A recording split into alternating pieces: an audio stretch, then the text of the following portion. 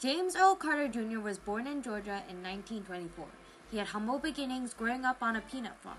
Throughout his life, during his campaign especially, Jimmy Carter was always seen as a warm, approachable man. Before his political career, he joined the Navy, incorporating the strong work ethic his father taught him as a young boy. Carter was a very intelligent man. During his time in the military, he actually was one of the men behind the development of the world's first nuclear. A major talking point in the election for Carter's first term as president, the election of 1976, was the high levels of inflation and unemployment. The campaign against Ford was a very tough fight. They say that the phrase that won me the election was, "Are you better off today than you were 4 years ago?" Carter won the election with 40.8 million popular votes to Ford's 39.1 million. This inauguration ceremony marks a new beginning, a new dedication within our government, and a new spirit among us all. My husband and I were always very down to earth. We refused to ride in a limousine to the inauguration.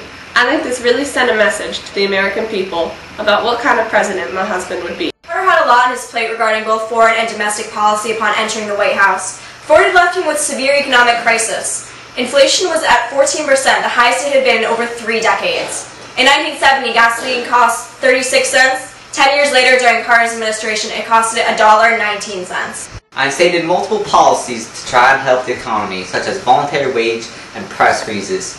I deregulated the trucking, railroad, and shipping industries, cut government spending, and had the Federal Reserve raise interest rates. None of Carter's policies proved successful in reducing inflation. However, the soft economy was not Carter's only problem on the domestic front. The energy crisis was beginning to heat up in the United States. It was well known that Americans relied too heavily on imported oil, and by the time of the Iranian Revolution, the problem began to have major impacts on the country with gas shortages and spiked prices. To confront the energy crisis, I passed the National Energy Act. This put taxes on cars that use too much gasoline and also extended tax credits to the research of alternative energy. But there were consequences that came with Carter's energy plan. Not only was it virtually useless in solving the crisis, but it actually worsened the economic situation. Economic hardship, my husband was still successful in many other domestic aspects. He furthered integration by appointing Andrew Young as the first African American ambassador to the UN. He also appointed many African Americans, Hispanics, and women to the judicial system. Education was very important to Jimmy, and he actually established the Department of Education. During my presidency, I focused a lot of my attention on human rights as well. I attacked abusive regimes in Chile, El Salvador, and Nicaragua by cutting off military and financial aid to them. In addition, I established the Bureau of Human Rights in the State Department. Unfortunately, Carter's good intentions proved detrimental in terms of relations with the Soviet Union, as the communist nation viewed Carter's humanitarian work negatively. Consequently, the deteriorating relations delayed the meeting for the SALT II treaty between the U.S. and the Soviet Union. In June of 1979, Carter was able to sign the SALT II treaty with the Soviet Union. Although the treaty did not reduce current armaments, it did place limits on the production of strategic weapons in both countries.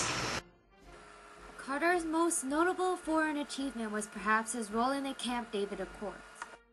After 13 days of negotiations with the Israeli leader, Menachem Begin, and the Egyptian leader, Anwar al-Sadat, we reached a peace agreement which would end hostilities between the nations, as well as work out a system of self-rule with Palestinians in Israel. This proved to be quite a milestone for the United States, as this was its first peace agreement with the Arab nation. Unfortunately, Carter's success in the David Camp Accords would be overshadowed by the Iran hostage crisis. When the Shah was overthrown in 1979, Ayatollah Khomeini captured more than 60 U.S. citizens from our embassy in Iran. They were held for 444 days until the day after I left office, when I lost the re-election.